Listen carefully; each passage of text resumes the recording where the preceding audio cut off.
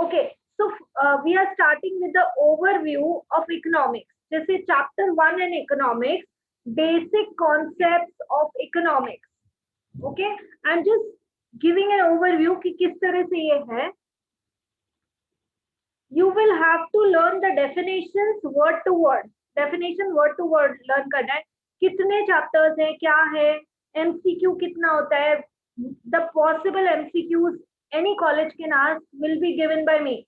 Whether you are in Mithibai, NM, HR, Jai Hind, Saraf और डालमिया और any other college, जो जो वो क्वेश्चंस पूछ सकते हैं और उसके सारे suggested answers will be given by me once I finish the chapter. अब जैसे मैं एक छोटी छोटी ट्रिक्स आपको दूंगी जहां पॉसिबल है.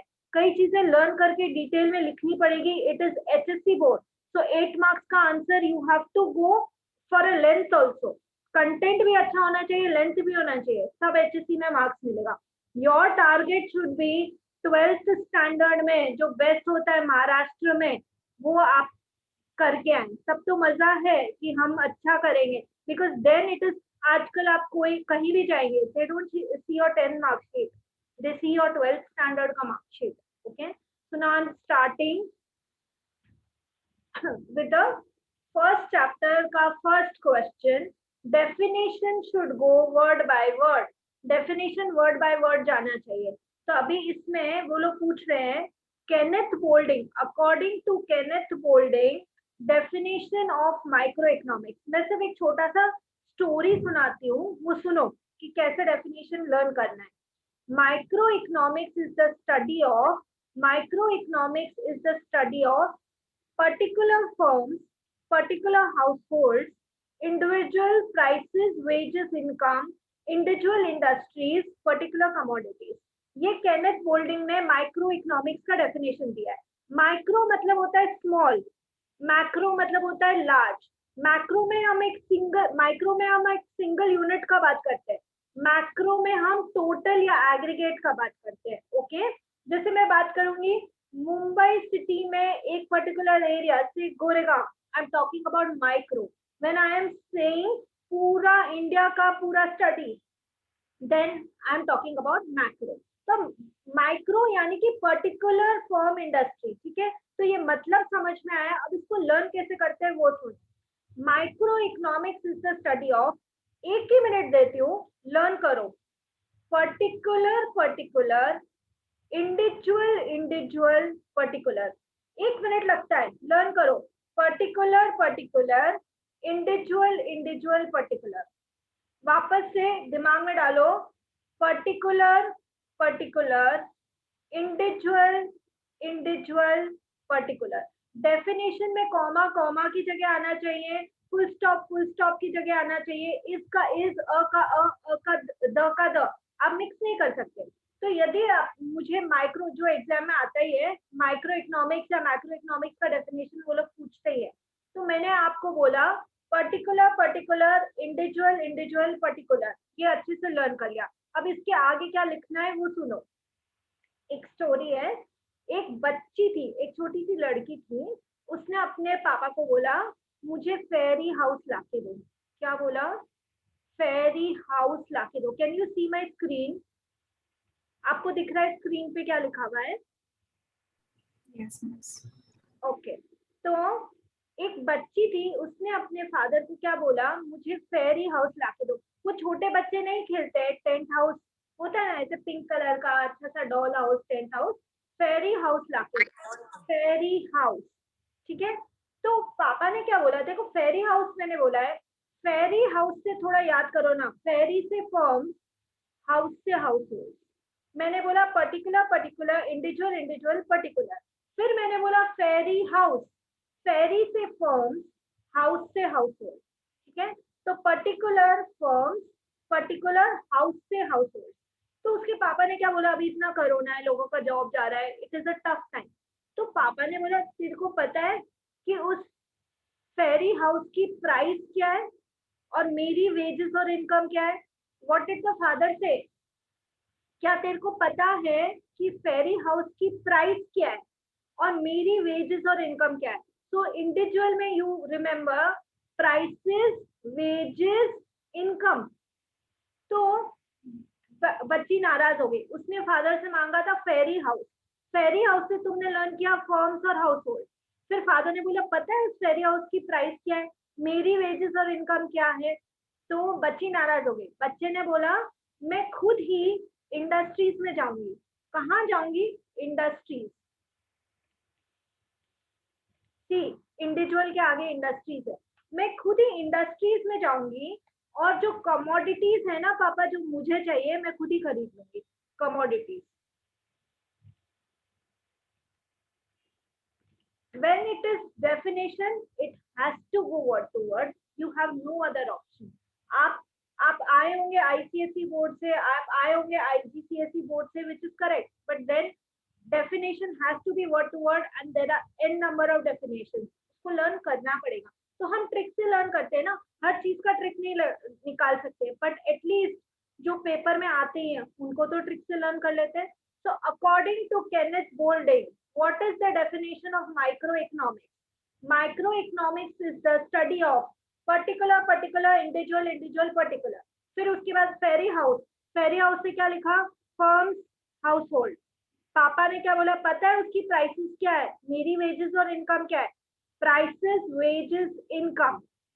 तो बच्चे ने क्या बोला, मैं खुद ही इंडस्ट्रीज में जाऊंगी और जो कमोडिटीज मुझे चाहिए वो मैं खरीद लूंगी। So industries and commodities, individual industries, particular commodities. 2 minute में ये डेफिनेशन सबको लर्न होनी चाहिए। फ्लैट 2 मिनट, जो करना है करो, लर्न करो। मैं किसी से भी पूछूंगी ये डेफिनेशन। किसी का लर्न हो गया है तो माइक ऑन करके यस बोलो कि मुझे लर्न हो गया है। Yes ma'am. ओके जीत, चलो जीत, पहले हम लोग बोर्ड से डेफिनेशन हटा देते हैं।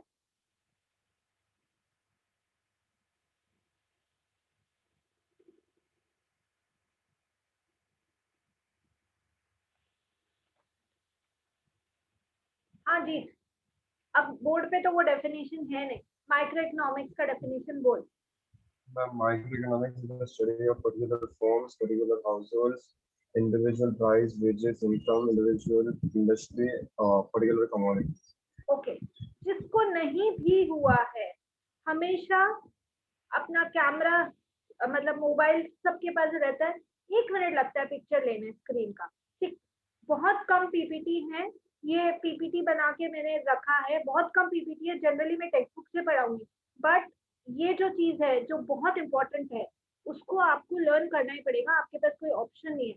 तो माइक्रो इकोनॉमिक्स में इस तरह से आप लर्न करोगे, फेरी house, prices, wages, income, industries, commodities. Okay, इस चैप्टर से रिलेटेड से आई विल टेल यू, जो भी चैप्टर्स हैं, चैप्टर से रिलेटेड जितने भी आपके एमसीक्यू बन सकते हैं, 1 मार्क का क्वेश्चन बन सकते हैं, देन उसके बाद शॉर्ट आंसर्स बन सकते हैं, और एक 4 मार्क का आंसर और 8 मार्क का आंसर बन सकता है। वो सारे क्वेश्चंस और आंसर्स मैं आपको दूंगी, and I am telling you उससे बाहर तुमको कोई कुछ पूछेगा नहीं। ठीक है, तो उतना आपको करके रखना है। हमने स्टार्ट किया chapter 1 basic concept of economics. This is the way, कोई कोई डिफिकल्ट डेफिनेशन हम लोग लर्न करेंगे। अभी हम लोग नेक्स्ट यदि डेफिनेशन पे जाएं, माइक्रो इकोनॉमिक्स किया हमने, next is the definition of macro economics. So हाँ, macro economics is the definition, इसका केनेथ बोल्डिंग ने डेफिनेशन दिया है। क्या डेफिनेशन दिया है? Micro economics deals. अब आप इसको कैसे लर्न करूं मैंने बोला था micro means small, macro means large. Micro means एक इंडिविजुअल का, मैक्रो मीन्स टोटल या एग्रीगेट। टोटल का सेकंड वर्ड होता है एग्रीगेट। हम इकोनॉमिक्स में टोटल को टोटल नहीं बोलते हैं, हम एग्रीगेट बोलते हैं। तो macro economics deals with not with individual quantity.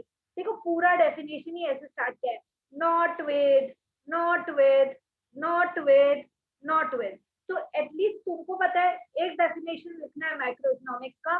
Kenneth Boulding का डेफिनेशन पूछेगा तो स्टार्टिंग तो 4 बार not with, not with, not with, not with है। अब नॉट विद क्या?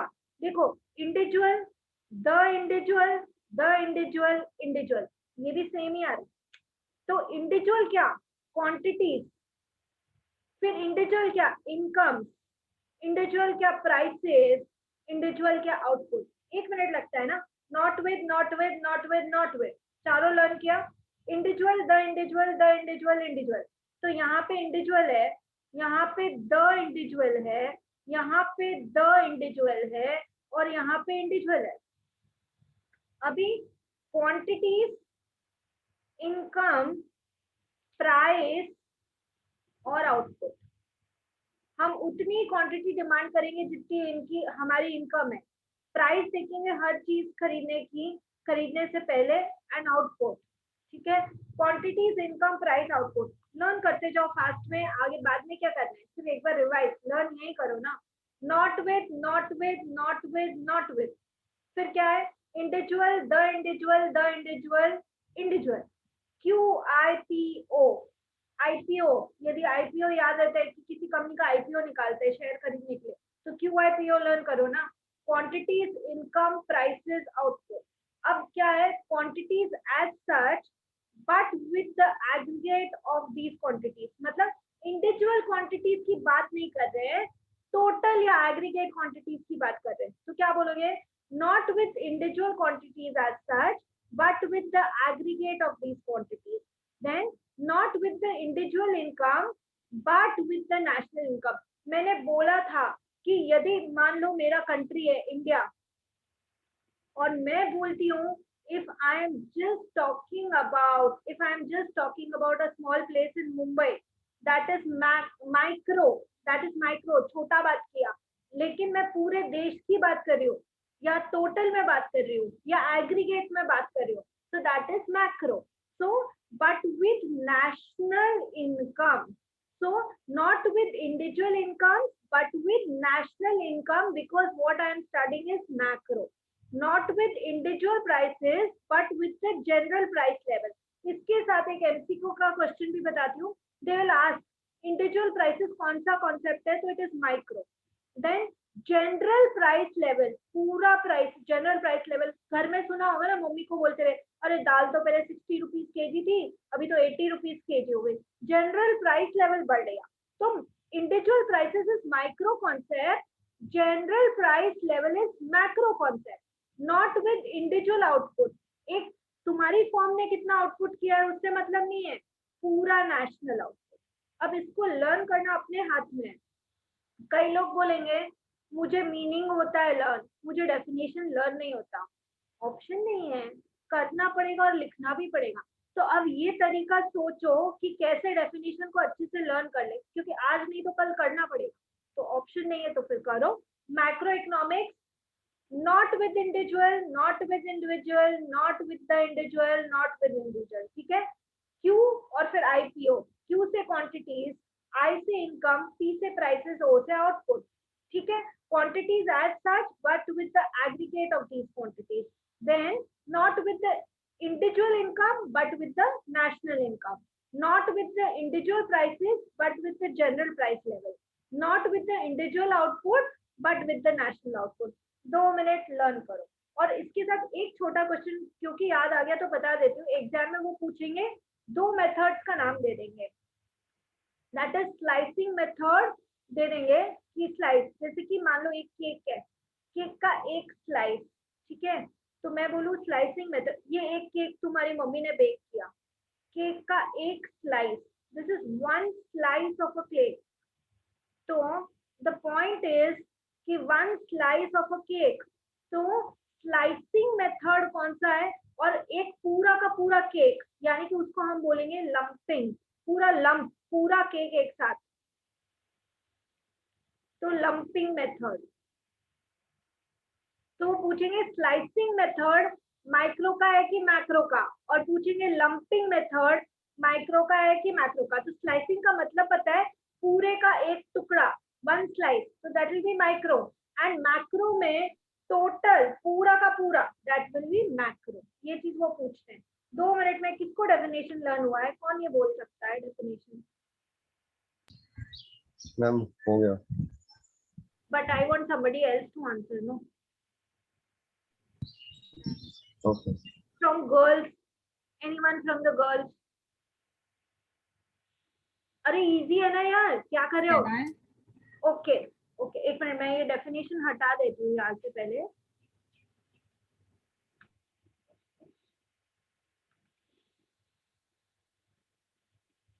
बोलो अभी. First tell your name. Who is answering? Palak. Okay, Palak is answering. Palak, bolo. Macroeconomics deals not with the individual quantities as such, but with the aggregates of these quantities, not with the individual incomes, but with the national income, not with individual prices, but with the general price level, and not with the individual output. Okay, तो जिसको learn हो गया बहुत अच्छी बात है. जिसको learn नहीं हुआ, मैं क्लास में जो कुछ भी सिखा रही हूँ उसका मोबाइल में पिक्चर लेने का, उसको एक बार नोटबुक में लिखने का. एक ही बार तो लिखने बोल रही हूँ, खुद के हाथ से नहीं लिखोगे. ये तो मैंने लिखा है, तुम्हारा लिखा क्या? तो एक बार लिख के उसको उसी दिन लर्न कर लो, तो तुम भी हैप्पी, मैं भी हैप्पी. तो इस तरह से इम्पोर्टेंट डेफिनेशन कोशिश करूंगी इस तरह से आपको लर्न करा दूं. And you know, just giving you an overview of economics कि आपके पास इकोनॉमिक्स में 10 चैप्टर है एंड इन डेप्थ आपको जाना ही पड़ेगा. 10 है दैट डजंट मीन अरे 10 ही तो चैप्टर है उड़ा देंगे, ऐसा नहीं होता है. तो बेसिक कॉन्सेप्ट ऑफ इकोनॉमिक्स के बारे में पढ़ोगे, मनी के बारे में पढ़ोगे, महाराष्ट्र की इकोनॉमी के बारे में पढ़ोगे, then Indian population, unemployment, poverty, जो पॉलिसीज है 1991 की, they are important, and economic planning. तो दिस इज लाइक, मैंने जस्ट एक थोड़ा सा आपको आइडिया दिया है. फिर उसके बाद सारे एमसीक्यूज, उसके आंसर, उसका पीडीएफ दे दूंगी आपको, एंड बुक्स वगैरह का पीडीएफ ऑलरेडी दिया है मैंने, ठीक है. और बाकी ये क्वेश्चन, ये उसका answer, that much you will get in economics. तो मैं और भी करा सकती थी, but I just want to show you कि अभी ओसी कैसा है. तो we'll just move on to OC. देख लो, एक ओसी का भी डेमो ले लो. So ma'am in 11th and 11th में जो टेक्स्ट बुक यूज होता है वो 12th में भी यूज होगा कि अलग होगा? 12th का नहीं, दे आर सेपरेट. आईजीसीएसई जैसा कॉन्सेप्ट नहीं है. 11th में 11th का टेक्स्ट बुक है एंड 12th में 12th का टेक्स्ट बुक है. And be very happy because they have, you know, although थोड़ा डिफिकल्ट किया है पोर्शन, थोड़ा सीबीएसई लाइंस पे लाने का उन लोगों ने कोशिश किया है. But then you see 12th का जो टेक्स्ट बुक है, B it accounts, B it economics, B it OC, it is wonderful, it is practical. जो सच में लाइफ में यूज होती है चीजें, वो सब उन्होंने डाली है 12th स्टैंडर्ड के टेक्स्ट बुक में. It is really very good. मतलब एजुकेशन को सच में एजुकेशन बनाया. That is what I can say. Now just giving a demo for your OC कि ओसी के अंदर तुम्हारा क्या क्या है. तो आपको समझा होगा कि देखो बेटा, जहाँ लर्न करना पड़ेगा वहाँ लर्न करना पड़ेगा. You will not have a way out, but कर सकते हैं. ऐसा कोई डिफिकल्ट भी चीज नहीं है कि नहीं करेंगे, हो जाएगा. Now OC 11th standard में you have again 8 chapters. Introduction to commerce and business है, trade है, small scale industries है, forms of business organization, everything they will cover. Then business environment है, institute supporting the business and introduction to management है. तो just मैं आपको बताती हूँ overview कि ये इस तरह से हम लोग पढ़ेंगे. And same just like eco, I will give everything possible. जो भी मैं क्वेश्चंस आंसर्स फॉर्मेट है वो सब दूंगी. चैप्टर 1 का just I am giving a demo OC का. Introduction of commerce and business. Human activities का यदि मैं बात करती हूँ, ह्यूमन एक्टिविटीज, तो ये आपने कहीं ना कहीं पहले पढ़ा होगा कि ह्यूमन एक्टिविटीज,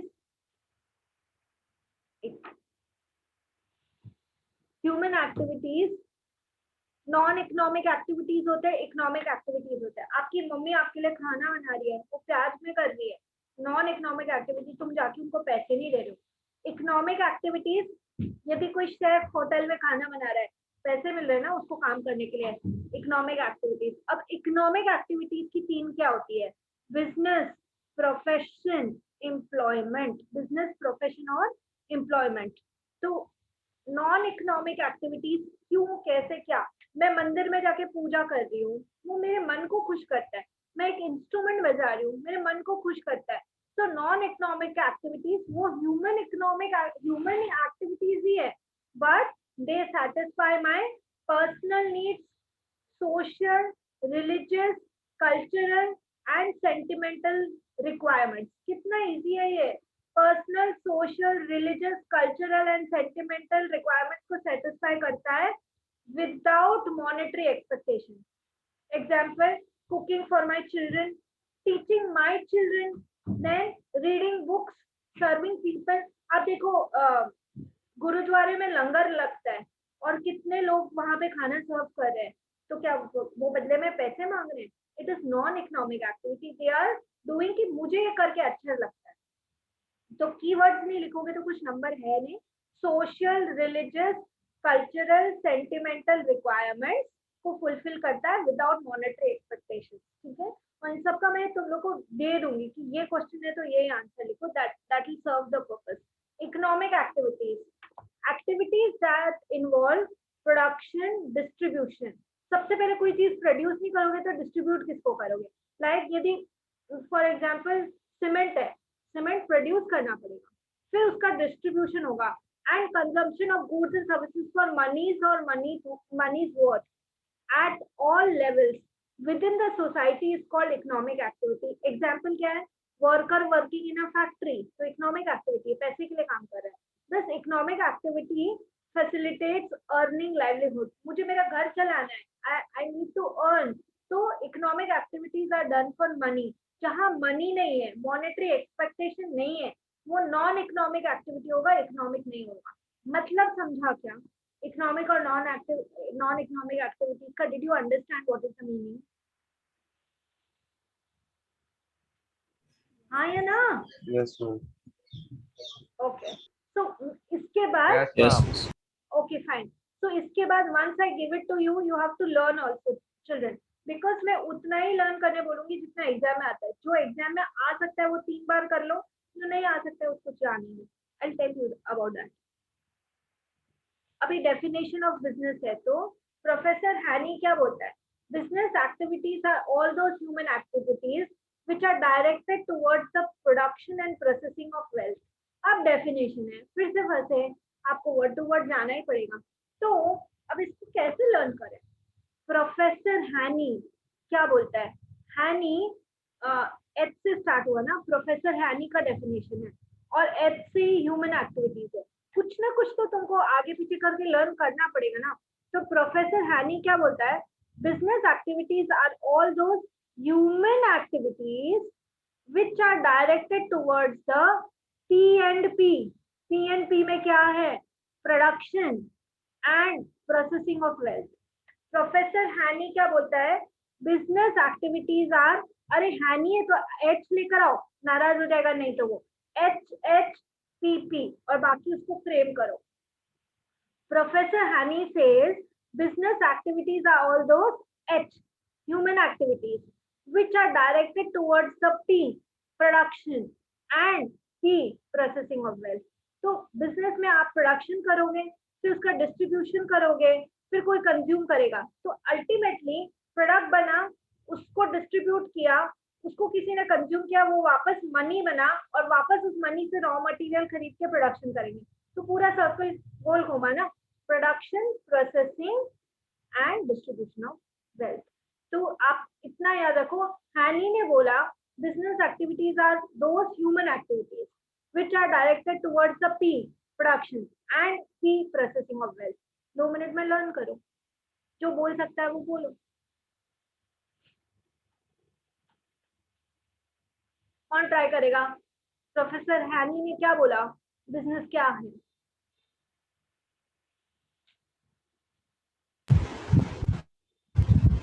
बस ओके, मैं ट्राई करूं। अपना नाम बोलो और ट्राई करो। बस अनुष। हाँ अनुष बोल। बिजनेस एक्टिविटीज, मैं आपने स्क्रीन नहीं बदला। हाँ एक मिनट।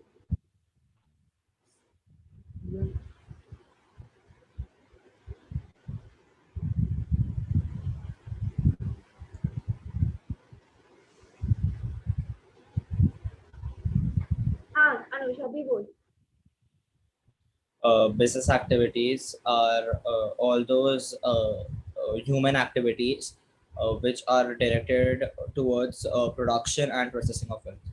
तो मेरा जस्ट ये रिक्वेस्ट है, एक बार मैं पढ़ा दूं, मैंने जो भी पढ़ाया ना उसी दिन एटलीस्ट लिखने की कोशिश करो। मैक्सिमम नेक्स्ट डे जब मैं पढ़ा रही हूँ लिखने की कोशिश करो, उसको लर्न करने की कोशिश करो, बिकॉज चिल्ड्रन आई एक्सेप्ट कि आपको यहाँ पर थोड़ी at least for definition, once you understand you will have to learn it word to word. Option नहीं है ना उसका, क्या कर सकते।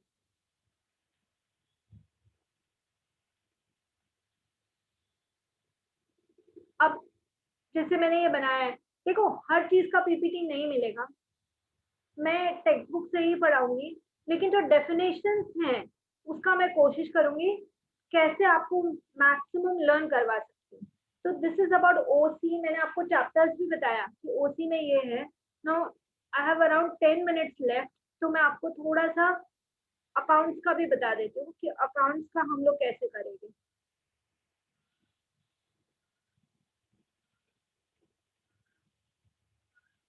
क्या दिख रहा है स्क्रीन पे? Is it a plain sheet? Yes, ma'am. Yes, yes. See 11th में अपना जड़ मजबूत करो, दैट इज 11th तुम्हारा बेस है। Many children are coming from IGCSE, so I know very well कि उन लोग ने ऐसे वो ऐसे सम करेंगे, बिकॉज जर्नल सीखा है, लेजर सीखा है, ट्रायल बैलेंस, फाइनल अकाउंट, ये सब सीखा है। ओके, तो द थिंग इज कुछ चीजें इंटरनेशनल में और इंडियन में चेंज होती है। वो मैं आपको चैप्टर करूंगी तब मैं बताऊंगी कि इंटरनेशनल में ये किया था, अभी आप उसको भूलो, और ये इंडियन मेथड है ये। And I will backup every chapter with videos. कोई कोई चैप्टर में मैंने 26 से लेकर 56 इलस्ट्रेशन तक भी करा है, तो मैं सिखाऊंगी वो चीज आपको। एंड उसके बाद आप वीडियो देखिए, उसको साथ में लिखो, बिकॉज अकाउंट्स ओरल नहीं होता, होगा भी नहीं रिटन में जब तक आप प्रैक्टिस नहीं करोगे। And you more of it you should be in love with that subject कि हाँ मुझे ये समझना है, समझ में आया। अकाउंट्स में फुल आता है, फुल आता है, थ्योरी सब्जेक्ट नहीं है, अकाउंट्स में फुल आता है, बट आपको समझ के प्रैक्टिस करनी जरूरी है। मेरे लिखने से आपको अकाउंट्स नहीं आएगा, आपको अपना खुद को लिखना पड़ेगा। ठीक है, तो मैं जस्ट एक बेसिक कॉन्सेप्ट समझाती हूँ कैपिटल और ड्राइंग का। उसके बाद मैं आपको कुछ वीडियोस भी दूंगी, वो आपको देखने पड़ेंगे। I will put it on the group, ठीक है। वो वीडियोस मैंने ही बनाए, बैक एंड में मैं ही हूँ, मैं ही बोल रही हूँ, मैं ही एक्सप्लेन कर रही हूँ, लेकिन आपको उसको मान लो कोई डेफिनेशन है तो लर्न करना पड़ेगा, दैट इज द पॉइंट। चलो, now anybody who can tell me, ये मेरा घर है, this is my house and this is my factory and this is my office. ठीक है, ये मेरा हाउस है, ये मेरा फैक्ट्री और ऑफिस है। मैंने मेरे घर से 5 लाख रुपए 5 लाख रुपीज मेरे बिजनेस में लगाए। क्या बोलते हैं इसको? जो पैसा Capital. कैपिटल पैसा मैंने बिजनेस में इन्वेस्ट किया है, that is nothing but capital. क्या सिर्फ पैसा? मेरे घर में एक लैपटॉप फ्री पड़ा था, 2 थे, एक उठा के लैपटॉप को ऑफिस में लगा दिया, खरीदा नहीं। अब लैपटॉप घर से बिजनेस में गया है, इसको क्या बोलते हैं? लैपटॉप घर से बिजनेस में गया है, उसको क्या बोलते हैं? Capital. That is also capital, no? That is also capital. So I will say money or money's worth invested in the business is known as capital. Okay? हुआ ये? अभी ये चीज हुआ। अब यहाँ से कुछ चीज मैं घर पे लेके गई हूँ। एकदम से मेरे घर पे बर्थडे पार्टी थी, तो मुझे 10,000 रुपीज का जरूरत था। ऑफिस से पैसा उठाया, घर में लेके चली गई। What is this? What is this called as? Drawings. Okay. Drawings. Drawings. कई बच्चे इसलिए आंसर देंगे because they belong to IGCSE board and it is fine. चाहे आप IGCSE के हो, चाहे आप SSC के हो, चाहे आप CBSE के हो, चाहे आप ICSE के हो, इट डजंट मैटर। मैं हर चीज वापस कर रहा हूँ। सो ऑफिस से लेके घर पे वापस लाते हैं, तो दैट इज जहां पर होता है। देखो 2 कीवर्ड है, आप यदि यूज नहीं करोगे तो आपको मार्क्स भी नहीं है। From you are withdrawing, so first keyword is withdrawn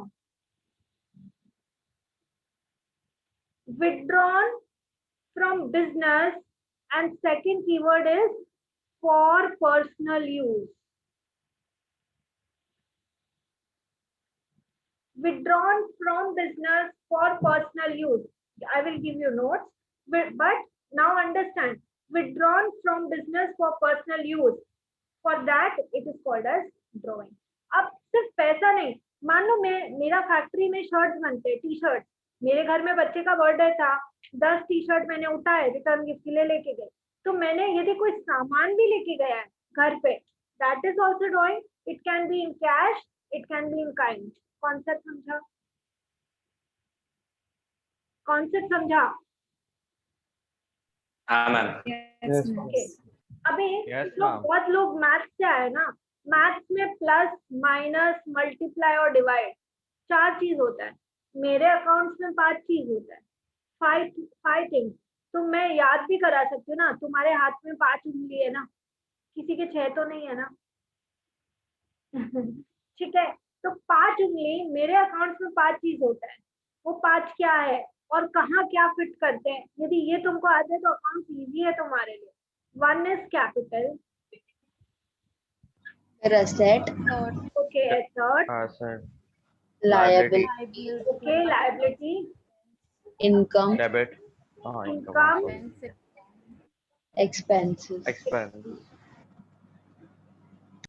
क्या होता है, कैसे होता है, हर चीज डिटेल में एक्सप्लेन करूंगी। लेकिन अभी एक concept, plus minus multiply divide maths में ये 5 चीज मेरे अकाउंट्स में एग्जैक्टली क्या होता है, I will explain everything, I will explain everything. Okay, अभी ना तुम सिर्फ इतना याद रखो, तुम सब्जी, मान लो फ्रूट खरीदने मम्मी ने भेजा है, मम्मी ने बोला 2 kg फ्रूट लेके आना, तो वो ऐसे तराजू टाइप होता है ना, यहाँ पे वो 2 kg का वाट रखता है, 2 kg, ठीक है। और यहाँ पर तुमको एप्पल खरीदने भेजा मम्मी ने, तो वो 2 kg से कम होगा, तुम लेके आओगे घर पे, डांट खानी है तुमको कि 1 किलो क्यों लेके आया जब 2 kg के पैसे दिए थे। तो यदि यहाँ 2 kg है तो इधर 2 kg एप्पल होना चाहिए, यानी कि दोनों साइड इक्वल होना चाहिए, बराबर है ना, दोनों साइड इक्वल होना चाहिए। तो एक कॉन्सेप्ट चलता है अकाउंट्स में, debit should be equal to credit, debit should be equal to credit। इसका ड्राइवर आया है, वो बुक्स दे रहे, एक वो काली थैली पड़ी है डोर पे जहाँ से तू आया था। तो debit should be equal to credit, debit should be equal to credit, 2 words होते हैं, डेबिट क्रेडिट। तो debit should be equal to credit, ये कॉन्सेप्ट होता है। आगे कैसे अप्लाई करेंगे हम देखेंगे, बट इतना याद रखो, कोई भी ट्रांजैक्शन, हाँ, कोई भी ट्रांजैक्शन तुम्हारा बराबर नहीं होगा यदि debit should be equal to credit तुम्हारा नहीं। जैसे मैं बोलती हूँ कि मैंने परचेज किया सामान 10,000 का, तो यदि मैं 10,000 का सामान परचेज करी तो मुझे 10,000 या तो कैश देना है या उस आदमी का उधार रखना है। तो एक साइड में 10,000 है, दूसरी साइड में 10,000 नहीं हो रहा है, तुम गलती कर रहे हो, 10 और 8 हो रहा है, गलती कर रहे हो, वही रुक जाओ, पहले देखो कि एक साइड में 10 है तो दूसरी साइड में भी 10 होना चाहिए। और ये जर्नल एंट्री का मैं तुमको जस्ट बेसिक कॉन्सेप्ट दे रही हूँ, ठीक है। उसके बाद कैपिटल समझाया, जो मनीज और money's worth invested in business है, वो कैपिटल होता है। एसेट क्या होता है, लायबिलिटी क्या होता है, इनकम क्या होता है, एक्सपेंस क्या होता है, डिटेल में बात करेंगे। जस्ट एक्सपेंस समझा रही हूँ, बिजनेस को रन करने के लिए मुझे तो एक्सपेंस करना पड़ेगा ना, डे टू डे एक्सपेंस करना ही पड़ेगा। जैसे कि फैक्ट्री के एक्सपेंस क्या होंगे, मैं रॉ मटेरियल परचेज कर रही हूँ, मोटिव पावर है, फिर उसके बाद लाइटिंग है, हीटिंग है, लोगों की वेजेस है, जो लोग मजदूरी करते हैं उनको हम वेजेस देते हैं, जो फील्ड पे जाके पत्थर तोड़ रहे हैं या फिर बहुत सामान भारी उठा रहे हैं उनको हम वेजेस देते हैं, जो ऑफिस में बैठ के काम करते हैं उनको हम सैलरी देते हैं, जो टेबल चेयर पे काम करते हैं। तो ऑफिस के खर्चे क्या क्या हो सकते हैं मेरे, सैलरी एंड सो ऑन, जो हम नेक्स्ट क्लास में डिस्कस करेंगे। तो I just try to give you an overview. देखो इकोनॉमिक्स में ऐसे सब है, ओसी में ऐसे सब है, एंड तुम्हारा अकाउंट्स में हम लोग कहाँ तक जाएंगे, basic journal, ledger, then subsidiary books, trial balance, depreciation, then your final accounts and so on. तो ये सब चैप्टर्स हम कवर करेंगे। So I would request everyone, please rejoin in a minute. I need to talk to everyone. Rejoin in a minute.